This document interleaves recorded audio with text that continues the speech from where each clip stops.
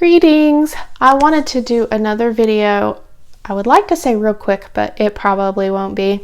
I'm probably going to ramble on this one a bit. I'll try to keep it brief. Try. I want to do a video today about what you see in the news, the novel coronavirus, as they call it.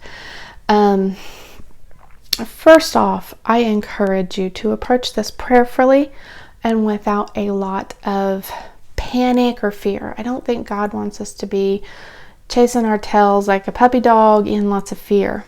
But I do think it's wise to prepare in a reasonable manner. I don't think you have to go out to a bunch of prepper sites and buy a bazillion things of freeze-dried strawberries or whatever you want to do. I don't think it's there. But I do think some basic preparations are wise at any time. And especially right now. And here's why I say that. Yes, people are running out and buying masks. They're running out and buying gloves and hand sanitizer and all that. Good things to have on hand. I don't dispute that. We have a few of those things here ourselves. Not a huge amount of them, but a few. My husband does models and things like that. So we always keep some basic masks anyway. But the thing that I think a lot of people are missing, you don't want to just prep for the medical aspect of it. You want to prep for possible quarantine. And I say that because it's already happening. Not necessarily here in the US, if that's where you're watching this from, but I have already seen video out of China where people are stuck in the city of, I think they said Wuhan was like 5 million people, and they are stuck there unable to have transportation because a lot of travel is banned. Or if you do, you'll get a ticket and have a great risk. Obviously, you have a great risk of getting infected if you go out.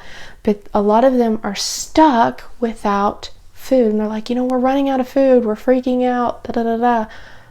That's a thought. That's a major thought. Even if this virus turns out to be a minuscule death rate compared to the amount of people infected, which it very well may be, so far it looks extremely infectious, but with a lower death rate. If the numbers can be trusted. I personally don't trust them to be accurate. I just simply don't know. I just take the position I'm not freaking out, but I'm cautious. I think that's the best thing to be. And if those numbers are to be trusted in any way, then probably it's not going to be a giant deal. But what absolutely can hit you, even if it's not a giant deal, is quarantine. Because whether you decide to quarantine yourself voluntarily just to try to stay extra safe for you and your family and not go out of your home for a period of maybe 2 days, maybe 2 weeks, maybe 2 months. I have no earthly idea how long all this is going to last. But whatever that case is, if you are stuck at your house, you don't want to go out, and keep in mind it could be stuck there against your will if they will not let you leave. Are you going to be able to feed yourself, your family, and your pets? I personally do not have any pets right now, so it's not even a concern for me. We do have the birds that we feed outside, and we have plenty of that. It's our family stores that worry me. And I think some of you all probably will have adequate preps already if you have a very basic amount of food in your home. The problem comes in on us, there's a growing amount of people in this day and age that really don't keep very much. And whether there's a potential pandemic or not, I don't really think that's very wise. The reason why is you can have all sorts of needs, disasters, hurricanes, there's just so many things. I really don't want to list them all of reasons why you might need some extra food preps in your home. Job loss is a huge one. That is one that we had with, a couple years ago. About a year and a half really. But anyway, that's a huge one. And a lot of people have a great potential to experience something like that. It could be a cut in income, any number of things. As I said, it's too great to list them all. But there's lots of reasons to have basic food preps in your home. And I don't mean that you need to have, like I said, like 2 years of, freeze-dried strawberries or something like that. But plenty of food is wise. What that amount needs to be depends on your budget, your storage space, and what you feel are reasonable needs or potential things to prepare for your area. Now, obviously, the thing we're talking about today affects everybody. whether you're in the US or whether you're in Europe, doesn't really matter. All of us are subject to a potential quarantine over this stuff. Odds are probably low for most of us, but still, I think it's worth preparing at least basic preps for. And what do I mean by that? Let me get to that, because I know I'm going on and on. What we did here is just basic. We keep a fair amount of food here normally. It's just what we do because of trying to buy things frugally for a whole family. We try to buy sales and we buy in bulk as much as possible and things like that. We buy as much as reasonable for the storage that we have, and also given the fact that we're in a rental, we would probably keep a much heavier stock of food if we were in a permanent home. But because we're in a rental, we try to keep it reasonable because obviously we're going to have to move one day, right? But for now, we assessed our needs and we're like, okay, we think we can go so long. In our estimate, a good 30 to 60 days, we think easily. That was before we went to stock up. And then our stock up probably doubled that. What we did with the stock up is we did a lot of very, very basic staples. We didn't spend a ton of money on it. We spent what we thought was reasonable and we were willing to do. And I strongly urge you guys just to do what you're able. Do not put yourself in the proverbial hurt box monetarily, but do some basic preps within your budget. Those don't have to be expensive. I'm going to put dietary restrictions completely aside. Obviously, if you have those are individual and unique to you. Generally, I do try to keep low carb, but I admit I have been off the wall on that, or off the wagon on my carbs for quite a bit. That's a whole other video. I still believe in low carb though. But for the purposes of this, I did not consider that into what we stored. Not really anyway. I still stocked up on carby foods just because they're the cheapest by far. And ultimately, the rest of my family is not eating low carb anyway. So it really didn't matter too much. Because if we're in that kind of a situation, we ain't going to care. If we have to stay here, hold up for 2 months because either the government made us or by our own choice, we're not going to care about special diets. And that presumes obviously that you can eat them and eating that diet doesn't kill you or you have something like an allergy. Obviously, you don't have a choice. So do the best you can with your food preps, but basic, common, cheap foods. And I'm talking from Walmart. I'm not talking from specialty stores like Sam's, Costco, or whatever else, BJ's. I'm sure there's probably others I don't know about. I'm just thinking of ones in this area. We actually let our Sam's membership expire because I just did not find their bulk prices to be any better than the bulk foods I can get at Walmart. I made a list of some of the things that we chose to stock up on. It is not everything, but it is a good bit of it. And they're ideas just for you. Use them or not. And I'm sure you guys may have other things that I don't have on my list. Beans, rice, most obvious foods ever. What prepper doesn't say beans, bullets, and band-aids? It's a joke even at this point. But beans and rice obviously are like the cheapest foods on the planet for you to pretty much stock up on.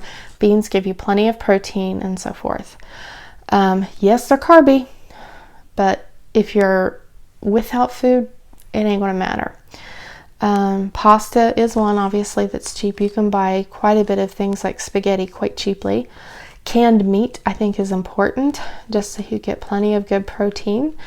Canned fruit can be super important so you can still get your vitamin C's and things like that in there too. In the case, depending on how you're eating, if you're eating those carbs and stuff in your diet, I do think it's important. If you're not, then you need less vitamin C. But in this situation, you're going to need it. I also believe vitamin C helps you fight viruses, so I think having extra in vitamin form is really, really good. Tea. I like tea because one, it's healthier for you than a lot of things like soda. Much, much cheaper. You can store it on the shelf for a very long time and it's still fine, and you can get it in all kinds of flavors, and that's awesome. It's less awesome for you if you add a ton of sugar, but do the best you can. Personally, I like stevia in it. My husband likes sugar. Flour, you can get that in bulk, super, super cheap. I know, again, not the best for you, but cocoa powder is really, really good because you can make all kinds of recipes and things with that flour. If you are trying to stay low carb and keto and you want to keep that store in your basement or wherever your storage is, and you want to keep that as keto as possible, then you're going to want things like coconut flour and almond flour, some specialty product, probably some protein powders, things like that for that storage type of an item. But I won't lie, it'd be hard to do keto prepping. Again, canned meats would be super helpful there. Let's see, fats. Whether you're low carb or not, I think fats are important. Personally, I don't like trans fats or hydrogenated in the vegetable oils. I stick with animal fats or coconut oil. I have a very large thing of coconut oil, and I have 2 or 3 large things of lard, simple old lard. Beef fats are great. I can save the drained fat off of my hamburger. Keep it, drain it, get all the beef out and store it properly, but it's really, really good for stuff. It tastes good too. You wouldn't think it would, but it does. It can be good to have some disposables, especially if you think you might lose water or power. This is a situation that we're talking about where I really don't think you're likely to lose power or water. I just think you're likely to be stuck in your house. And as long as you have power and water, that's a lot easier. If you don't, then obviously water is a massive item to prep. But disposables can be important if you do lose water, because then you're not washing the dishes. I don't really like using a ton of them day to day, but they have their time and their place. Let's see, I wrote down oats. Oats is a good cheap breakfast that you can do all kinds of different things with. You can mix and match a ton. You can get some dried fruits and veggies, or not veggies, but dried fruits and different flavors and stuff to put in it. Obviously cinnamon, honey, and various things that people like in it. Sometimes my kids like peanut butter or a little bit of the really dark chocolate chips. They'll put just a few of them in there. Little different things to, give you a little bit of variety in that. I wrote down soups. I didn't buy a ton of those because I feel like the price is high compared to what you get. A lot of them are very low on meat and quality veggie. I would far rather stock the canned meat and cans of actual vegetables, which was one of the things I stocked heavily, was canned veggies. The soups I can kind of make myself from all of the other stuff that I had. I do stock bouillon and like beef base, chicken base, or chicken bouillon and so forth. I stock different types for different flavors, but they're super shelf stable and far cheaper than stocking the actual broths and stuff like that. Now definitely I still recommend making good old bone broth and things like that if you have frozen meats in your freezer that you're able to use and stock up on those things. We had that too, but most of my list on this last stock up run involved shelf stable items, because obviously I would use things in my freezer and fridge first, and I have a chest freezer that's pretty full of meats and things like that. And you would make those things last as long as possible using every bit of it, and you would definitely use all those bones for broth. That makes beans a whole lot better. If you have something like a smoked pork neck or ham bone or something like that, even some old beef rib bones, anything to flavor that stuff will help basic plain things like your beans and rice taste 1,000 times better. Crackers can be decent. They are far more shelf stable than bread, and you can still put things on them like tuna if you like tuna, or egg salad. Obviously eggs you would probably run out of sooner rather than later unless you happen to have chickens. Coffee. Coffee is super important to so many of us. Make sure you have some extra coffee stored away. Obviously, not critical, but it's definitely a comfort item that can be done pretty cheap. And sometimes I think those comfort items are worth it. You might not be able to stock all your things that you put in it. Like I put heavy cream in my coffee. I can't really store that very efficiently other than what I'm actively storing in my fridge. So I can live without that if I need to. Hopefully I don't have to. If you happen to have an infant and you're not breastfeeding, you really need to think about stocking up on plenty of formula. In fact, I would consider that your primary main stock up item above all others is stocking up for that infant. Obviously, if you can breastfeed, then it shouldn't be an issue. If you do have that, then you probably need to think about wipes and diapers if you're not using cloth. I definitely recommend the cloth, but there are times that disposables and stuff like that, again, they have their place. You can have some of them stashed away for just when it's needed. I wrote down bouillon and base. And then the other thing I wanted to go over with you, some of the things that might surprise you, is bulk items you can get at Simple Well Walmart without needing things like a Sam's membership. Some of the prices that we got obviously are going to be local to my area in Northeast Ohio. You may have very different prices, but it'll give you an idea. You can buy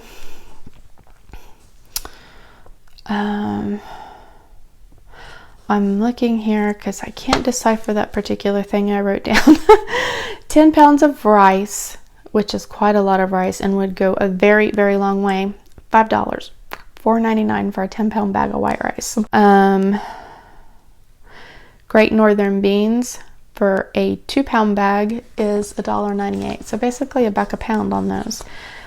I do like having a little Great Northern versus just pinto bean because different flavors of beans, I think, mixes it up. You can get some red beans, you can get some kidney beans, you can get the Great Northern, pinto, black beans, lima beans.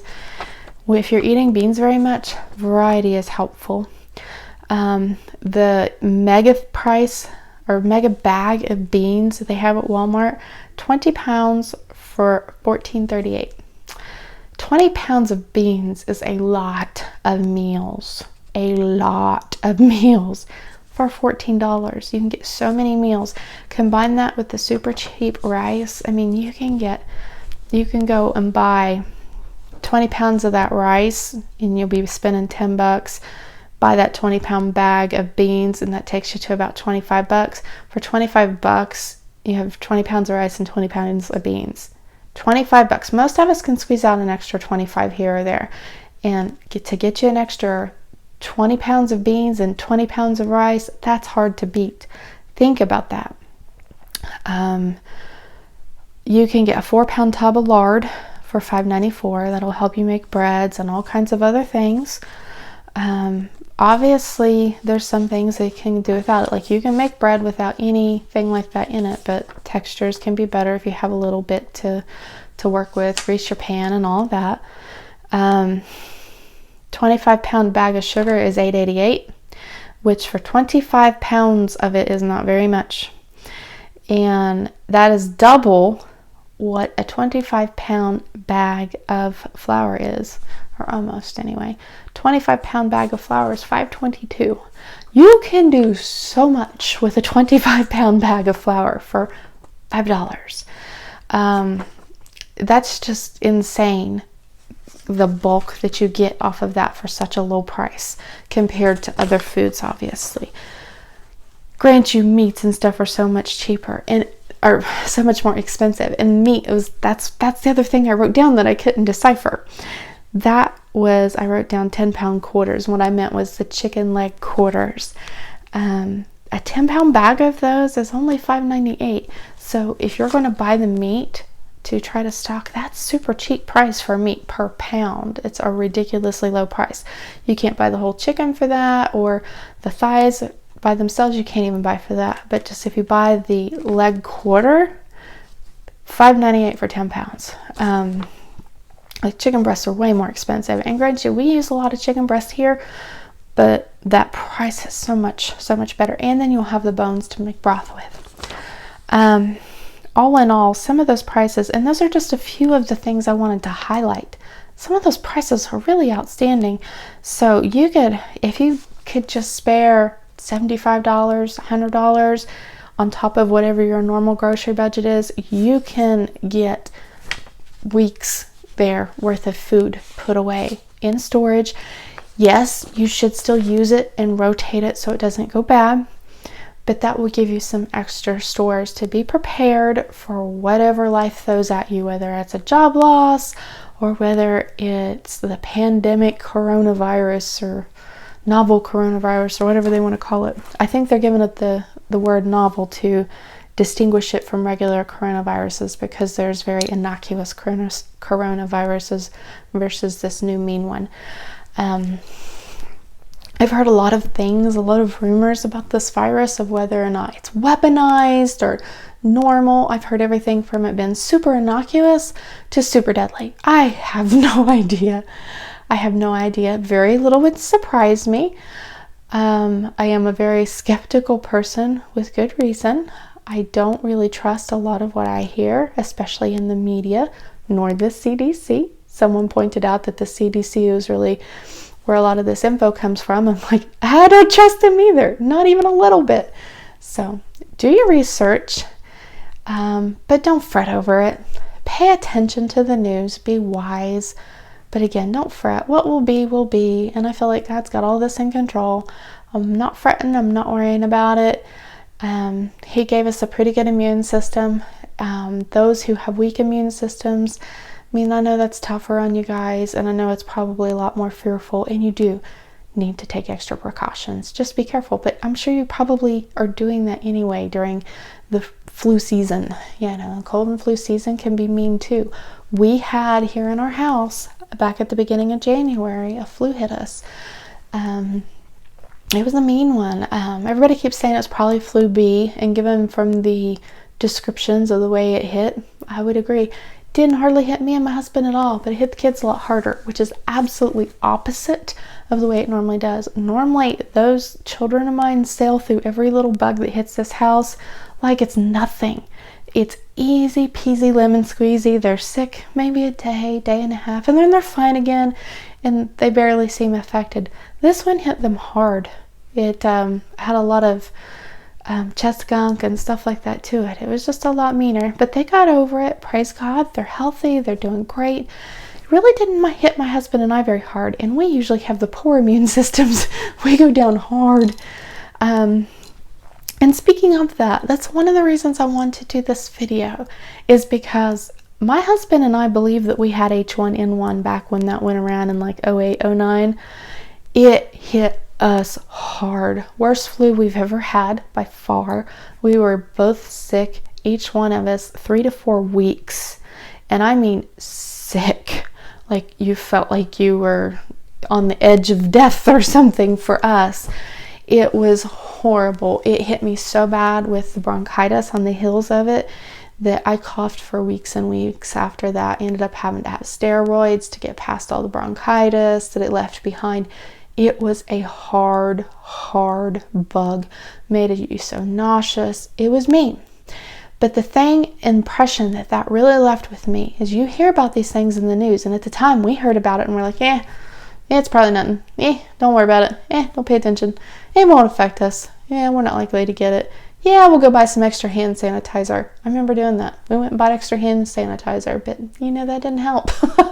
We still got it. Am I 100% sure we had that virus? No, we didn't get tested specifically to find out if that's what it was, but it was obviously going around. Many people had it, and we had the worst bug we've ever had in our life. It was mean. And I've seen some stats recently that the death rate on that thing was actually pretty high, and I'd believe it. Just from how hard it hit us. It was shocking to us how hard. We are not the healthiest people by any means, but we're not the worst either. So it just kind of gave us a perspective. You never know what you might get, you and your family. And if you can prepare for that in any way, even if it's just making sure you have enough food to stay in your house for a few weeks, then that's a good thing. Most people are talking about, hey, you need to go buy hand sanitizer, you need to buy masks, you need to buy goggles, you need to buy, all the medical stuff, you need to have these vitamins on hand. But almost nobody is talking about storing up basic food supply, because they're not thinking about possible quarantine. Again, it can be voluntary or involuntary. You may not have a choice in the matter. Think about that. So just a lot of things to think about. I do not want to do fear mongering or get anybody in a tizzy or a panic, because generally I'm not afraid. I'm not worried about it, but I'm not treating it lightly. That H1N1 experience taught me, don't treat it lightly. Just prepare, do the best you can, and leave everything else in God's hands, because God is in control. He has this.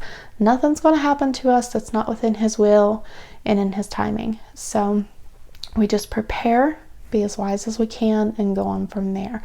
And I encourage you to do the same. If you're a wife, talk with your husband and say, hey, what can we do to sensibly sit down and prepare? What ways do we think is important for our household? And what kind of budget can we get going to do this? Hopefully he'll be behind you. Pray about it. And if you're a man, consider leading your family properly. So go about it in a way that you think is wise for your situation and your place. Maybe you're already isolated out on a ranch in Montana and you never contact anybody anyway. You have tons of preps. You probably don't need to do anything other than just wash your hands a lot. You're probably fine. So it depends on you and your individual situation. Depending on your job, obviously, it can tremendously change matters. If you're in the medical field, just be wise and pray and prepare where you can, where it's wise. I hope you guys have a blessed day. And again, don't be bound up with fear. God has this.